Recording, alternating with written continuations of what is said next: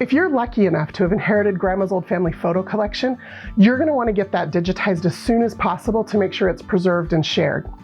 With some good lighting and a flat surface, you can create a digital image from any old photograph using the camera in your smartphone or tablet. If you have the free Ancestry mobile app, you can upload that photo directly to your tree from your mobile device. Simply find the person in your tree and go to their profile. Click on Gallery and Add Media. Once you've uploaded the photo, give it a title, put in the date and location where it was taken or a close guess, and add a description. If there are multiple people in the photo, click on Add to Person on the existing photo. No need to upload it over and over again. A couple quick tips. 1, in photo titles and descriptions, always give the full name of the person. 40 years from now, nobody's going to know who my Uncle Bubba is. 2, photo comments are global.